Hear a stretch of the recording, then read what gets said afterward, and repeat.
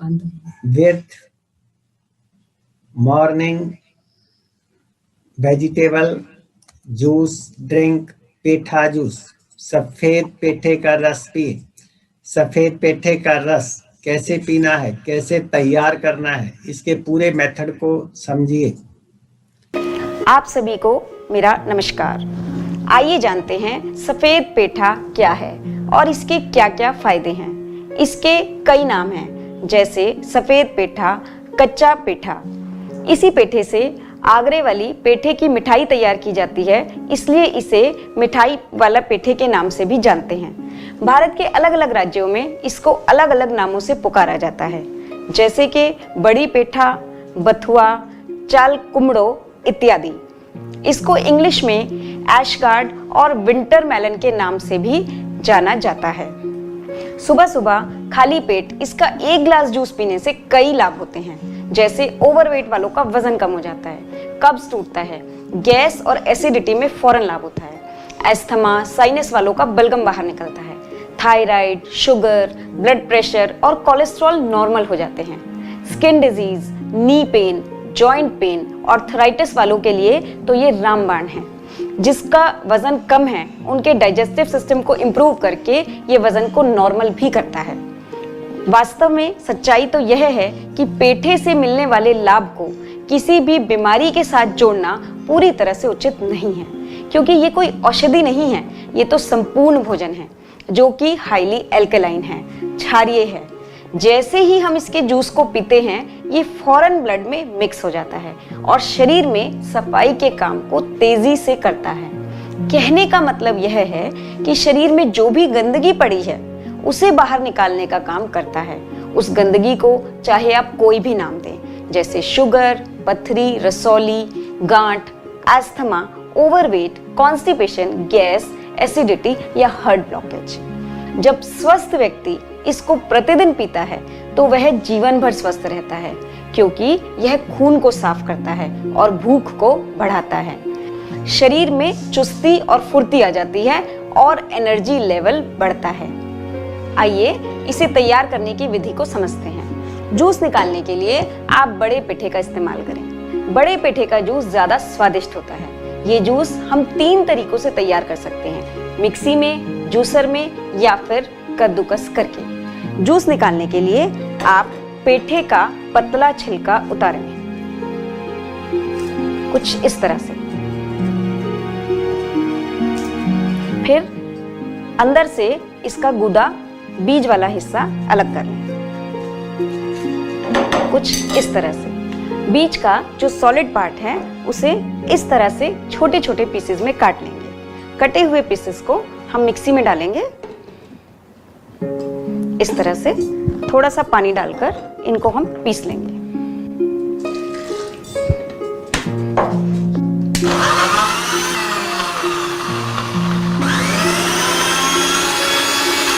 अब ये जूस तैयार है। अब हम इसे बारीक कपड़े में से छान लेंगे, इस तरह से।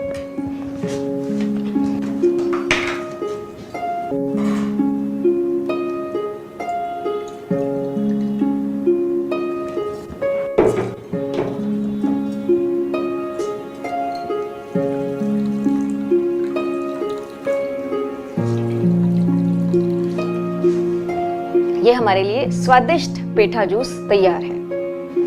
जूसर में जूस निकालने के लिए पेठे को बड़े बड़े पीसेस में काट लें। फिर जैसे गाजर का जूस निकालते हैं वैसे ही पेठे का जूस निकालना है।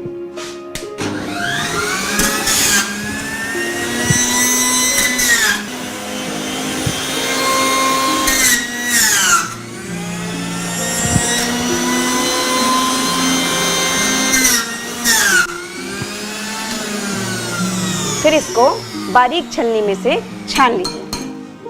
आपके लिए 1 गिलास पेठे का जूस तैयार है। अगर मिक्सी या जूसर उपलब्ध ना हो तो इसे कद्दूकस भी कर सकते हैं, इस तरह से। कद्दूकस करके कुछ ऐसा तैयार होगा। फिर इसे बारीक कपड़े में से छान लीजिए।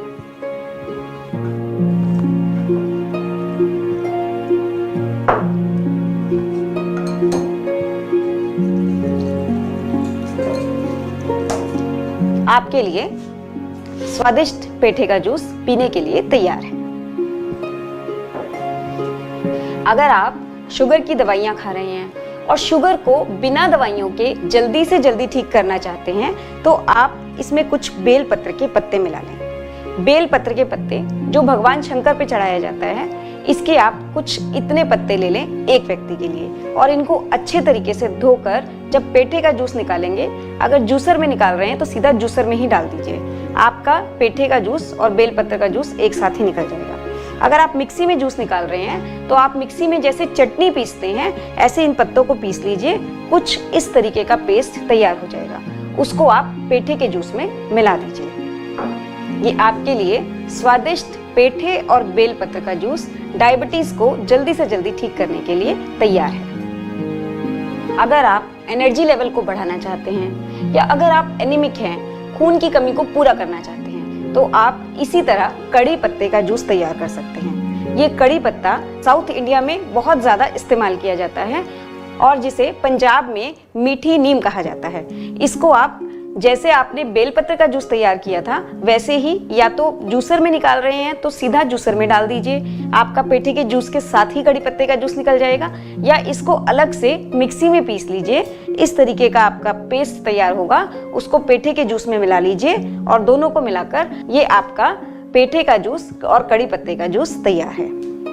यदि आपको थायराइड है तो आप ताज़ा हरा धनिया पत्ते का जूस इसी विधि से तैयार करके पेठे के जूस में मिलाकर ले सकते हैं। अगर आप जूसर या मिक्सी में मिलाते हैं तो आप सीधा डालकर जूस निकाल सकते हैं या इस तरह की चटनी तैयार करके उसे पेठे के जूस में मिला सकते हैं। अगर आप कद्दूकस कर रहे हैं तो भी आप इस तरह की चटनी तैयार कर लीजिए और तैयार पेठे के जूस में इसको मिला लीजिए। आपका इस तरीके का हर्बल टॉनिक तैयार हो जाएगा। अगर आपको ये कोई भी पत्ते ना मिले तो आप प्लेन पेठे का जूस पी लीजिए, तो भी आपको उसी प्रकार का लाभ मिलेगा जैसे आपको पत्तों के साथ पीने से मिलेगा। और ये पत्ते किसी विशेष बीमारी के लिए विशेष नहीं है, इन्हें कोई भी व्यक्ति ले सकता है, सभी को लाभ होगा। यदि किसी को gall bladder stone, kidney stone, tension, depression या एनीमिया हो, खून की कमी हो, तो केले के डंडे का जूस बहुत ज्यादा लाभदायक है। ये केले का डंडा है, केले का पेड़ जिस पर एक बार फल लग जाए फिर दोबारा फल नहीं लगता।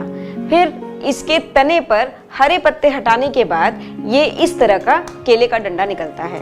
अब इसकी भी परतें हटानी होंगी, कुछ ऐसे। जब इसकी परतें हटनी बंद हो जाएं, फिर ये ट्यूबलाइट की रॉड जैसा एक निकलता है जो कि कुछ ऐसा होता है। इसका हम लगभग 2 इंच के लगभग लेते हैं, उसको या तो मिक्सी में पीस लेते हैं या फिर कद्दूकस कर लेते हैं, कुछ ऐसे।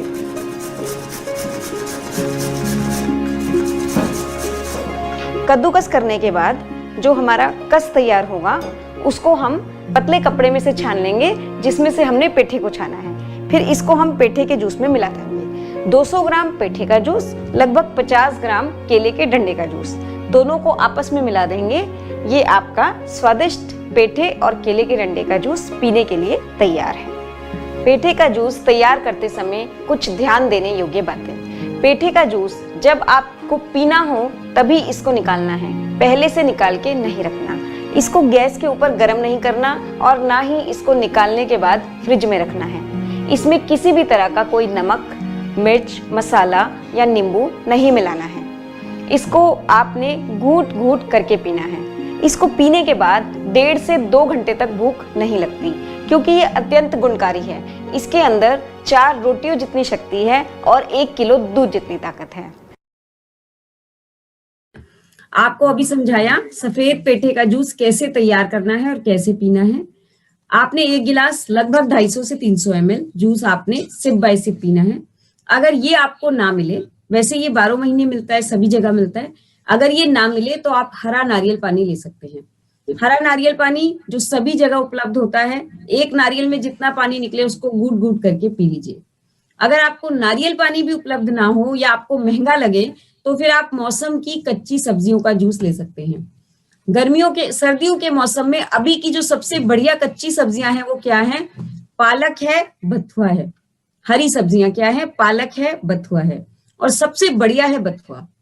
जब तक बथुआ आ रहा है आप कुछ थोड़ा सा बथुआ लीजिए, उसको अच्छे से वॉश करके उसको मिक्सी में डाल दीजिए, उसमें 2-3 देसी टमाटर डाल दीजिए, उनको क्रश कर लीजिए, जैसे चटनी बनती है ऐसे चटनी बन जाएगी। उसमें आधा पौना ग्लास पानी मिला के उसको छान लीजिए, आपका 1 गिलास जूस तैयार हो जाएगा। ये है एनएलएस वेजिटेबल जूस। इस तरीके से आपने बिना कोई नमक मसाला नींबू मिलाए ये जूस को सिप बाय सिप घूट घूट करके पीना है।